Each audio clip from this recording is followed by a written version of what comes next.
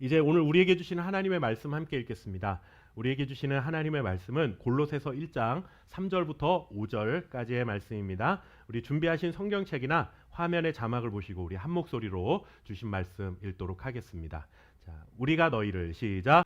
우리가 너희를 위하여 기도할 때마다 하나님 곧 우리 주 예수 그리스도의 아버지께 감사하노라.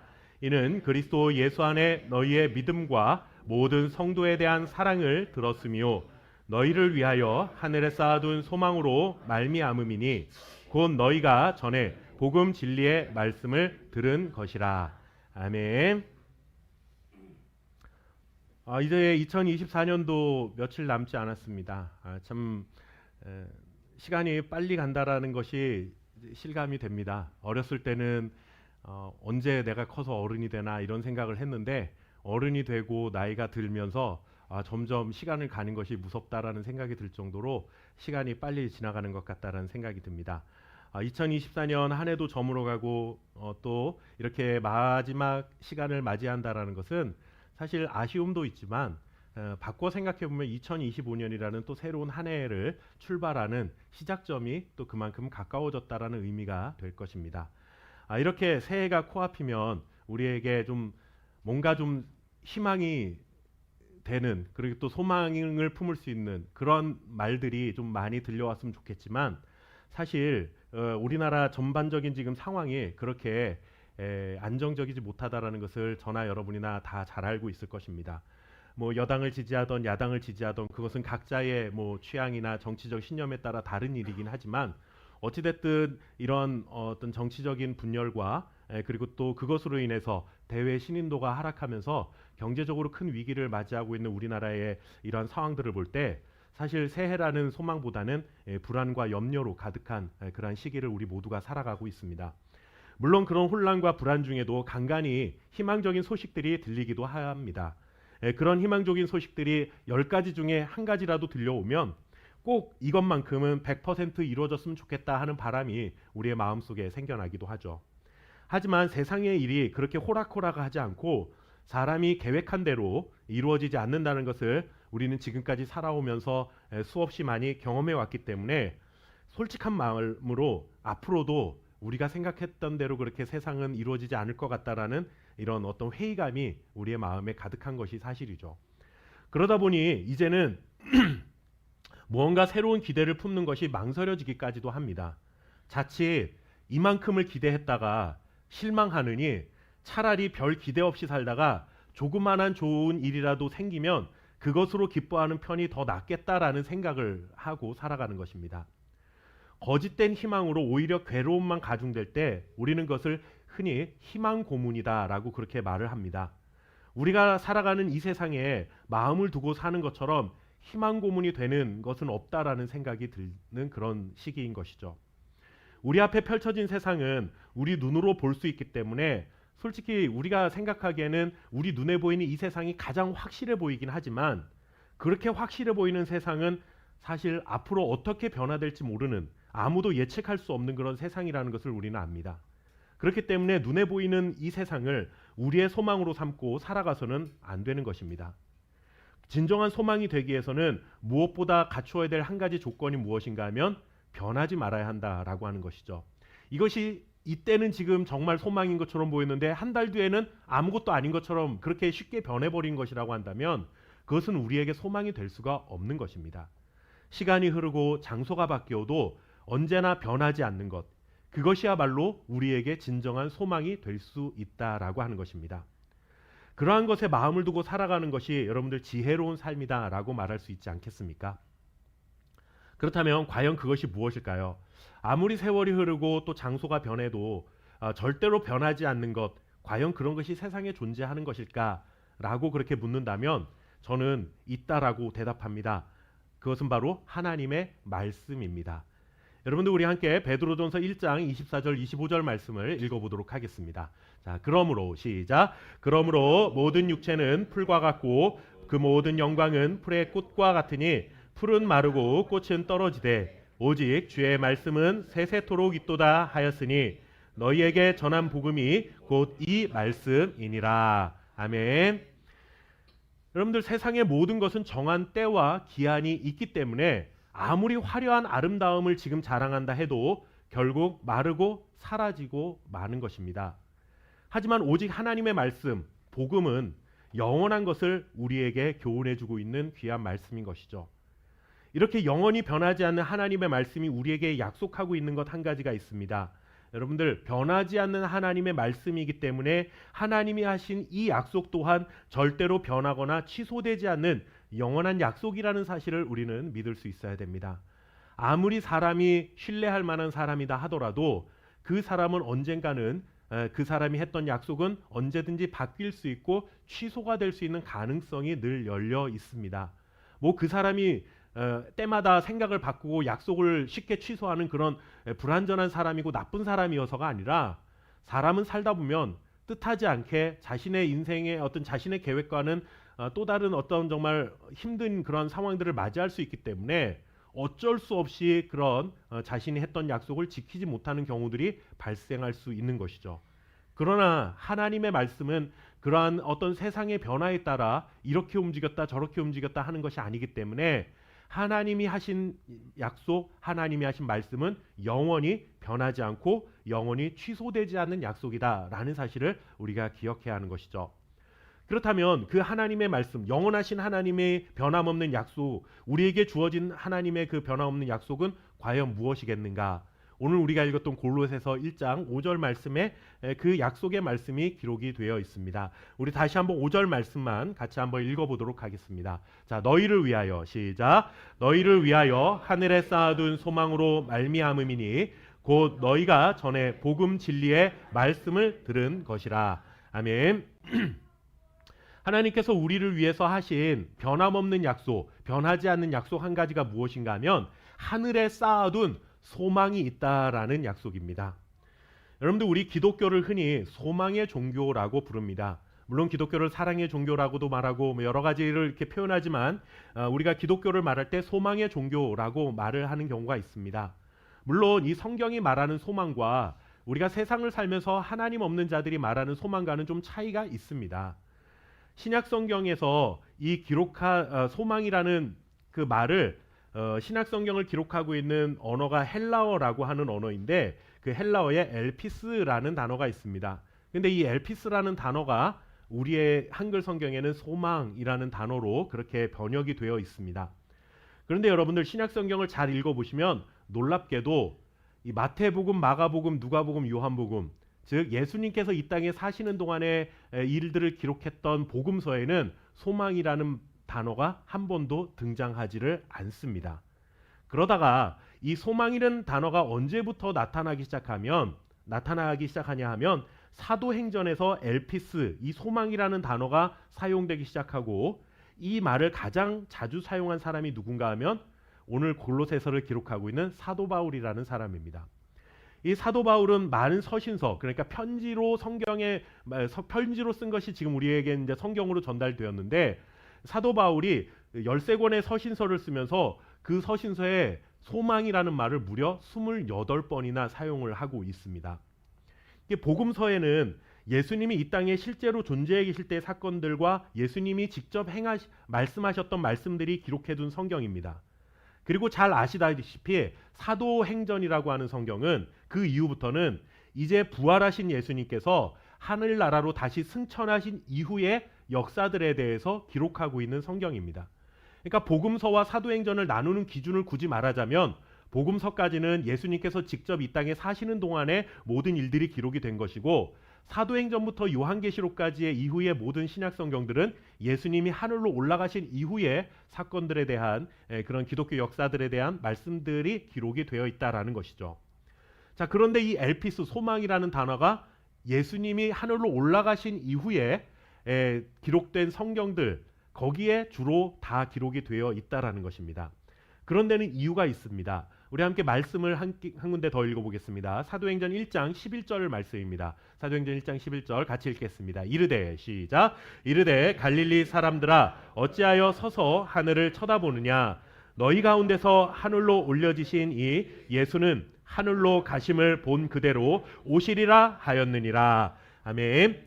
사도행전 1장 초반부에 뭐가 기록이 되어 있냐면 부활하신 예수님께서 40일 동안 이 땅에서 사시고 사람들을 만나시다가 이제 제자들과 모여있는 사람들 앞에서 하늘로 승천하시는 그러한 사건을 기록을 하고 있는데, 하늘로 올라가시니까 예수님을 사랑했던 제자들과 그 성도들이 그 하늘로 올라가신 예수님을 우러러보고 있었던 거죠. 하늘로 쳐다보고 있었던 겁니다. 그런데 그렇게 쳐다보고 있던 사람들에게 이 말씀을 주고 있는 것입니다. 왜 하늘을 쳐다보고 있느냐? 지금 예수님께서 이렇게 너희 앞에서 올라가신 것처럼 다시 예수님께서 이 땅에 오실 것이다 라는 약속을 해주시면서 이 말씀이 기록이 된 것입니다. 예수님께서 승천하시면서 이렇게 하늘로 올라간 것처럼 그대로 다시 오실 것이다 라고 하는 예수님의 재림에 대한 약속이 주어진 다음부터 예수님의 제자들과 예수님을 따르는 그리스도인들은 어떤 말을 사용하기 시작한 것입니까? 그때부터 이제 소망이라는 말을 사용하기 시작했다라는 것입니다.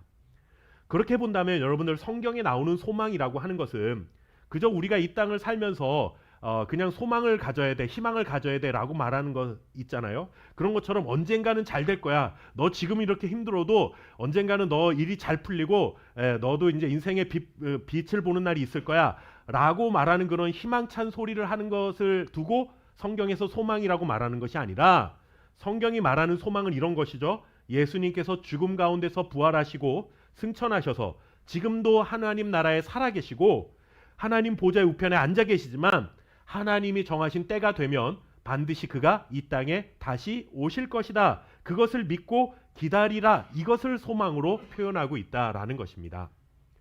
그러니까 기독교가 소망의 종교다라고 말할 때는 여러분들, 기독교가 뭐 항상 좋은 말만 해주고 여러분들 위로의 말만 해주고 격려의 말만 해주니까 그냥 교회 오면 마음이 편안해, 좋아, 언젠가 나도 힘을 내서 용기를 내서 살아봐야지, 그런 차원에서 말하는 소망의 종교가 아니다라고 하는 것입니다.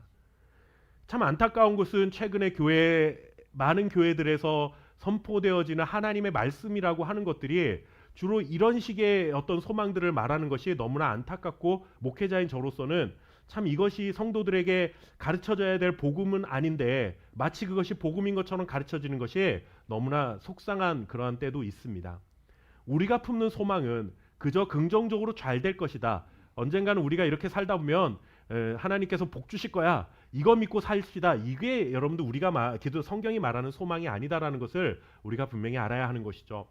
마지막 때에 예수님께서 다시 오셔서 하나님이 시작하셨던 그 구원이 완성될 것이다, 이것을 기대하고 살아가는 것, 그것이 바로 우리 그리스도인들의 소망이라고 하는 것입니다. 바로 이것이 골로새서 1장 5절에 나오는 하늘에 쌓아둔 소망인 것입니다. 하나님께서 골로새서 말씀을 통해 이런 약속을 주신 것이죠. 하나님께서 아무도 손댈 수 없는 하늘 창고를 만들어 놓으시고 그 창고 안에 우리를 위해서 지금 뭔가 아주 소중한 보물, 소망을 지금 그곳에 가득 채워놓고 기다리고 계신다라고 하는 것입니다. 그런데 문제가 있습니다.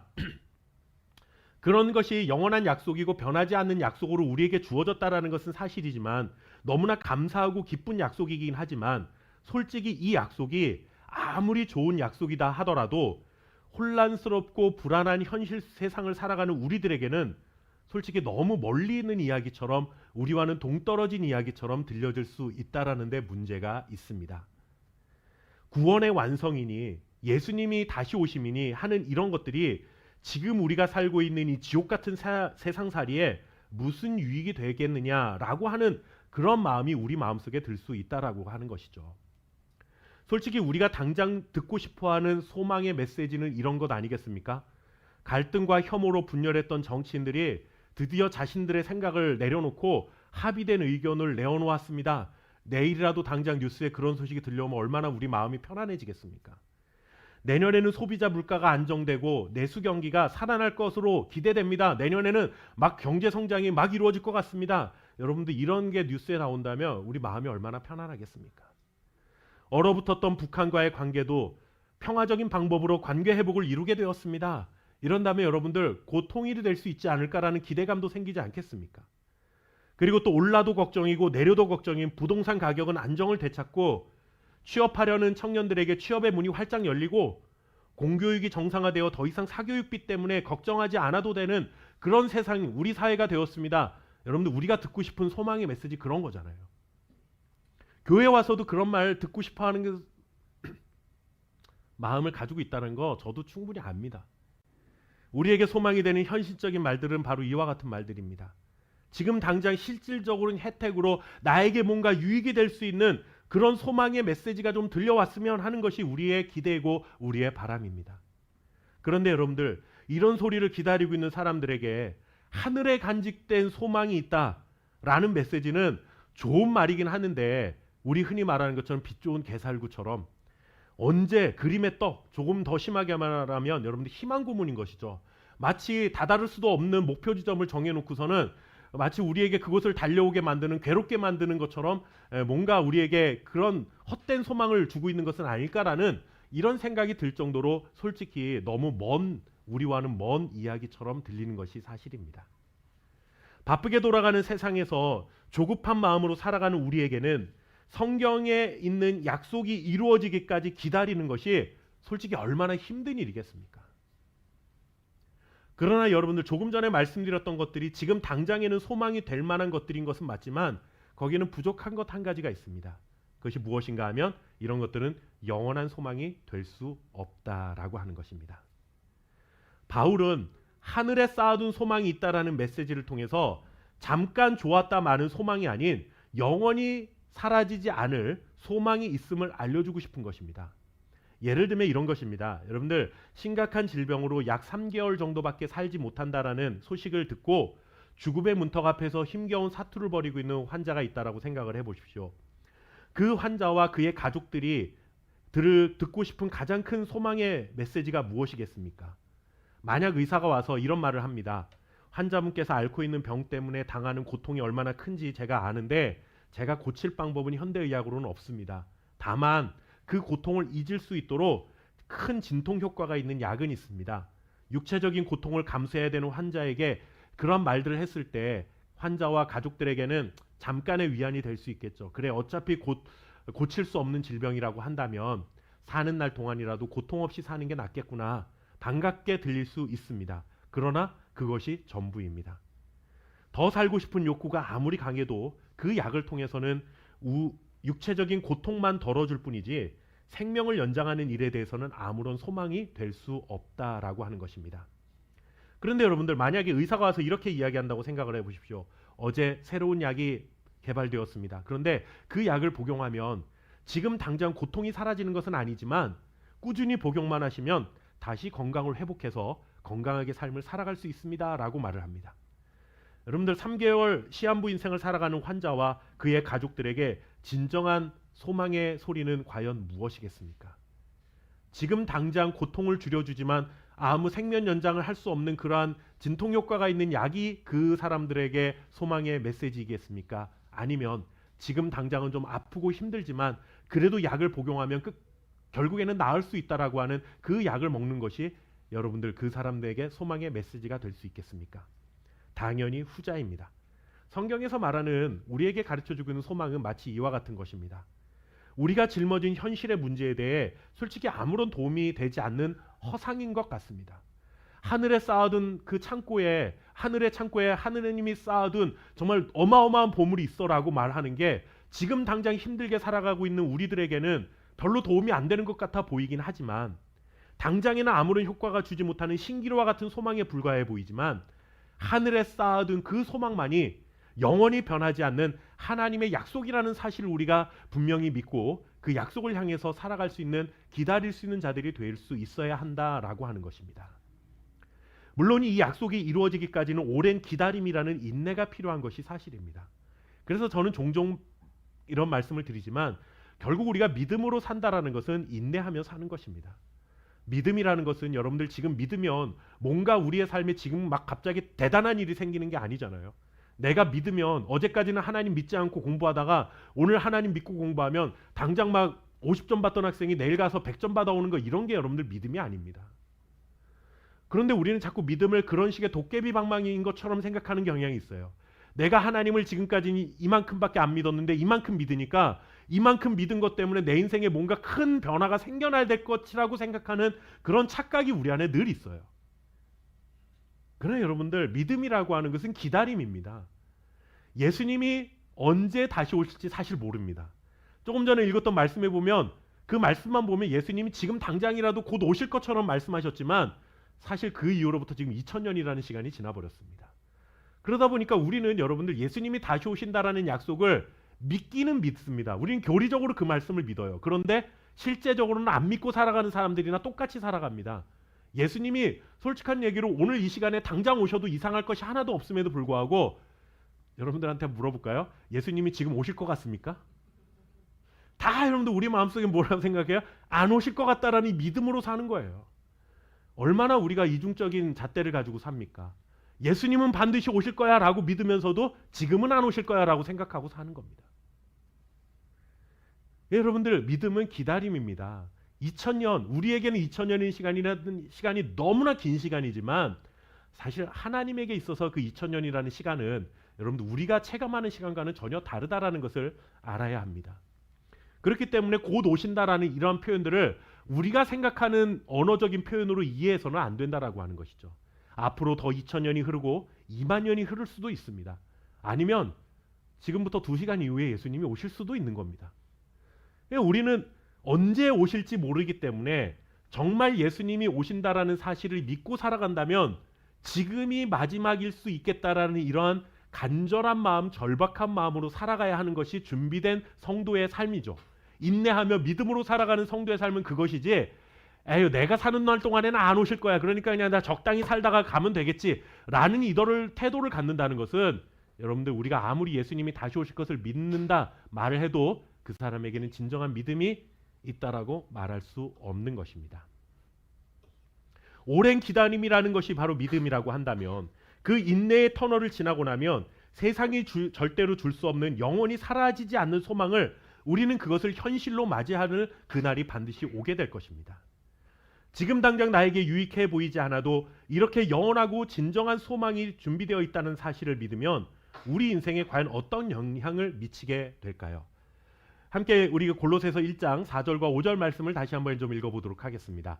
자, 이 소망이 우리에게 주는 유익이 있습니다. 자, 이는 그리스도 시작. 이는 그리스도 예수 안에 너희의 믿음과 모든 성도에 대한 사랑을 들었으며 너희를 위하여 하늘에 쌓아둔 소망으로 말미암음이니 곧 너희가 전에 복음 진리의 말씀을 들은 것이라. 아멘. 말씀은 여러분들 이런 말씀입니다. 기독교가 여러분들 기독교의 본질을 가장 잘 표현해주는 3가지 단어가 있습니다. 여러분들은 그 3가지 단어가 뭐라고 생각하십니까? 바로 믿음, 소망, 사랑이라는 단어입니다. 기독교 하면 가장 먼저 떠오르는 3단어 믿음, 소망, 사랑이라고 하는 단어라고 말할 수 있는 것이죠. 그런데 지금 조금 전에 읽었던 말씀해 보시면 믿음, 소망, 사랑이라는 단어가 다 표현이 되어 들어가 있습니다. 그렇다면 이 말씀은 기독교가 무엇인지 하나님을 믿는 삶이 무엇인지를 우리에게 가장 잘 드러내주고 있는 그런 말씀이다라고 그렇게 말할 수가 있겠죠. 자, 이 말씀은 이런 뜻입니다. 먼저 바울은 골로새 교인들을 향해서 편지를 쓰고 있는데 그 교인들을 생각하면서 내가 너희들을 생각할 때마다 감사한 것 한 가지가 있어 라고 말합니다. 그 감사한 이유가 뭐냐면 첫째는 너희가 예수님에 대한 믿음을 가지고 있다는 것 때문에 내가 감사하고 두 번째는 너희가 성도에 대한 사랑을 가졌다는 소식을 들었기 때문에 내가 또한 감사한다라는 그런 표현을 하는 겁니다. 그러니까 뭐 예를 들면 이런 거죠. 제가 마치 뭐 어디 1년 동안 멀리 떠나 있는데 우리 함께교회 성도들을 생각하면서 여러분들에게 편지를 쓰는 겁니다. 근데 편지를 쓰는데 제가 우리 함께교회 성도들에 대한 믿음의 소문과 사랑의 소문을 누군가를 통해서 전해 들은 거예요. 그래서 편지를 쓰면서 제가 여러분들과 몸은 떨어져 있지만 여러분들이 정말로 하나님에 대한 믿음을 지켜가고 성도들 간에 서로 사랑하며 산다라는 이야기를 들으니까 제가 얼마나 감사한지 모르겠습니다 라고 하는 그런 말을 지금 바울이 하고 있는 것입니다. 그런데 여러분들 예수님에 대한 믿음과 성도에 대한 사랑을 가질 수 있는 이유가 무엇인가 하면 어떻게 이 사람이 믿음과 사랑을 가질 수 있었는가 하면 바로 너희들이 하늘에 쌓아둔 소망이 있다라는 사실을 알기 때문에 그와 같은 믿음과 사랑의 삶을 살아갈 수 있다라고 그렇게 말해주고 있는 것입니다. 즉 무슨 말씀입니까? 하나님께서 우리를 위해 쌓아둔 소망이라는 것을 믿었기 때문에 예수님에 대한 믿음을 지킬 수 있었고 그리고 성도에 대한 사랑을 가질 수 있었다라고 말하는 것입니다. 이것을 반대로 말하면 무엇이겠습니까? 하나님이 우리를 위하여 준비하신 소망에 대해서 알지 못한다면 우리가 아무리 믿으려고 해도 믿음을 가질 수 없는 것이고 성도들을 사랑하며 살아가고 싶어도 사랑의 모습으로 살아갈 수 없다라고 하는 그런 뜻인 것이죠. 이 말씀은 아무리 생각해봐도 맞는 이야기인 것 같다는 생각이 듭니다. 우리의 현실을 한번 생각해 보십시오. 우리가 처한 현실은 예수님에 대한 믿음을 지키고 살아가는데 그렇게 호의적이지 않습니다. 그리고 내 주변의 사람들을 사랑하고 섬기며 살아간다는 것이 여러분들 생각처럼 쉽지 않은 것이 사실입니다. 이런 상황 속에서 여러분들 우리가 믿음을 지키고 사랑으로 섬기는 삶을 지속적으로 살아가기 위해 가장 필요한 것이 무엇인가 하면 바로 이것이죠.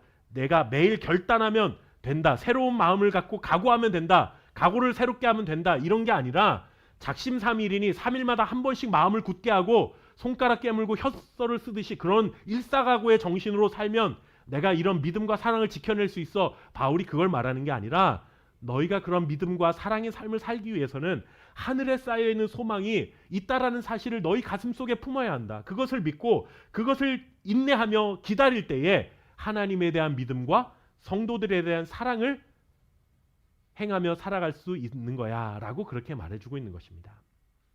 믿음을 지켜가기 힘든 세상 안에 살지만 끝까지 믿음의 길을 그 여정을 달려갈 수 있는 힘이 어디로부터 나오는가? 소망을 품는 데서부터 나온다라는 것입니다. 다른 사람을 사랑하는 능력이 어디로부터 나오는가? 나에게 영원한 소망이 있다라는 사실을 알 때에 사랑하는 삶이 가능해진다라는 것입니다.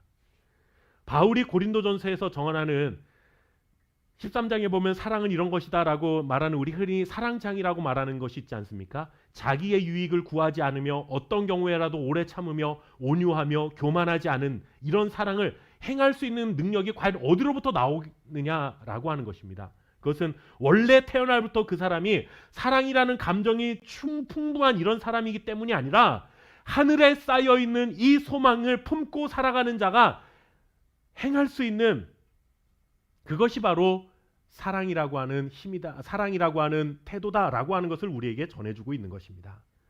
이것이 하늘에 쌓여있는 소망이 가진 능력이죠. 소망으로 말미암아 가질 수 있는 삶의 모습, 소망으로 말미암아 거둘 수 있는 인생의 열매, 그것이 바로 믿음과 사랑이라고 하는 것입니다. 그렇다면 믿음과 사랑의 원천이 되는 하늘에 쌓여있는 이 소망이 도대체 무엇이냐? 여러분들 5절 우리가 읽었던 말씀 후반부에 보면 이 소망의 실체가 무엇인지 우리에게 이렇게 전해줍니다. 곧 너희가 전에 복음 진리의 말씀을 들은 것이라. 즉 여러분들 하늘에 쌓여있는 이 소망의 핵심 무엇인가 하면 진리의 말씀, 곧 복음이라고 하는 것입니다. 소망은 여러분들 얼마나 긍정적인 사람이냐 이런 것을 평가하는 그런 단어가 아닙니다. 얼마나 최선을 다해 노력하는 사람이냐 하는 그런 의미도 아닙니다. 우리에게 약속하신 소망은 곧 복음이라고 하는 것입니다.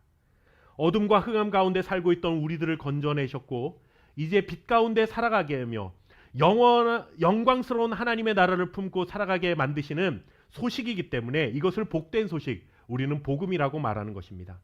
우리를 위해 하나님이 준비하신 영원한 소망이 있다는 것을 알려주시기 위해 하나님께서는 그의 아들 예수 그리스도를 우리에게 보내주신 것입니다. 하늘에 이런 영원히 변하지 않는 소망이 가득 차 있어. 근데 이것을 너희들이 믿게 하기 위해서, 알게 하기 위해서 내가 예수 그리스도를, 내 아들 예수 그리스도를 너희에게 보내어서 너희들이 그 사실을 믿고 살아갈 수 있도록 내가 말씀을 전해줄게, 약속을 보여줄게, 그렇게 보내주신 분이 바로 예수님이다 라고 하는 것입니다. 우리는 그렇기 때문에 예수님을 통해 하나님이 우리를 얼마나 사랑하고 계시는지를 알게 됩니다. 그리고 예수님이 전해주신 말씀을 통해 우리를 위해 준비된 영원한 하나님의 나라가 있구나 라는 사실을 깨닫게 되고 그것을 소망으로 품고 살아가게 되는 것입니다. 사랑하는 성도 여러분, 무엇이 우리를 힘들게 합니까? 어떤 환경이 우리를 함순짓게 만들고 있습니까? 아무리 노력해도 지금 우리의 상황에서 벗어날 수 있을까 하는 마음 때문에 혹시 마음에 낙심이 되고 계십니까? 한결같은 믿음의 길을 가며 하나님의 영광을 나타내는 주님의 제자로 살고 싶은 마음도 간절하고, 그런데 그것이 뜻대로 되지 않고 내 믿음은 왜 맨날 제자리인 것 같을까? 다른 사람들 정말로 사랑하며 섬기며 살아가고 싶은데 여전히 나는 내 자신 챙기기에 바쁜 이런 이기적인 사람으로 살 수밖에 없는 것일까? 여러분들 이렇게 고민하며 살아가고 계시지는 않습니까? 우리를 위해 하늘 창고에 영원한 소망을 준비하신 하나님의 약속을 다시 한번 바라보시기를 바랍니다. 그리고 아들 예수 그리스도를 보내주셔서 우리에게 영원한 소망이 준비되어 있다는 이 기쁜 소식을 전해주신 하나님의 말씀, 예수님의 말씀을 온전히 믿으시기를 바랍니다. 앞으로 우리 앞에 펼쳐질 세상은 어떤 세상이 펼쳐질지 아무도 알 수 없습니다. 그러나 아무리 우리를 낙심하게 만들고 염려에 사로잡히게 만드는 세상이 펼쳐진다 할지라도 두려워하거나 낙심하지 마십시오. 우리를 위해 하나님이 하늘의 창고에 쌓아놓으신 소망으로 말미암아 부활과 영생에 대한 확실한 믿음과 형제자매를 사랑으로 섬기는 삶을 살아가며 날마다 그 약속의 창고에 또 한 걸음 한 걸음 더 다가설 수 있는 우리 함께 교회 성도님들 되시기를 주님의 이름으로 축원합니다. 그리하여 이 소망이 가득하여 믿음과 사랑의 자리를 지켜낼 수 있는 저와 여러분 될 수 있기를 바랍니다. 함께 기도하겠습니다. 살아계신 아버지 하나님 감사합니다. 한 해가 저물어가고 있습니다. 또 한 해가 밝아오고 있습니다. 하나님 아버지, 소망이 가득해야 되고 기대감이 생겨야 될 그런 시기임에도 불구하고 우리가 처해 있는 현실이 너무나 우리의 마음을 짓누르고 억누릅니다. 한쪽에서는 하나님 아버지 이렇게 하라고 소리치며 구호를 외치고, 또 반대편에서는 저렇게 해야 된다라고 소리치고 외치며 서로 반목하고 싸우고 갈등하는 이런 불안한 정국을 우리가 살아가고 있습니다. 하나님 아버지, 이 눈에 보이는 세상이 우리에게는 가장 확실해 보이지만 이 가장 확실해 보이는 세상은 언제든지 변할 수 있는, 소망될 수 없는, 우리가 기댈 수 없는 그러한 것임을 우리가 깨닫게 하여 주시고, 영원한 하나님의 나라, 하나님이 심겨놓으신 그 영원한 소망을 바라볼 수 있는 믿음의 사람들이 될 수 있도록 주님 우리에게 믿음을 더하여 주옵소서. 또한 이 소망으로 말미암아 곁에 있는 형제자매들을 사랑하고 살아갈 수 있는 예수님의 제자가 될 수 있기를 간절히 소망합니다. 그저 하나님 아버지 내 인생 챙기기도 바쁜데 남 돌아볼 여유가 어디 있느냐라고 세상 사람들 살아가는 것처럼 똑같이 살아가는 그리스도인이 되지 않게 하시고, 나보다 조금 더 어려운 이웃들을 돌아볼 수 있는 넉넉한 마음을 가지고 사랑을 베풀며 행할 수 있는 주님의 자녀가 될 수 있도록 우리에게 주여 사랑의 마음을 품게 하옵소서. 오늘도 우리에게 이와 같은 삶을 꿈꾸고 소망할 수 있도록 하나님 아버지 우리에게 믿음을 주시니 감사합니다. 구별해드린 손길 위에 하나님의 복이 날마다 넘쳐나게 하시고, 우리의 삶에 꼭 있어야 할 것들로 날마다 채우시는 하나님의 축복이 하나님 앞으로 우리의 살아가는 모든 인생 가운데도 넉넉히 넘쳐날 줄 믿사오니 염려하거나 두려워하거나 낙심하지 않고 살아갈 수 있도록 주님 우리에게 믿음을 더해 주옵소서.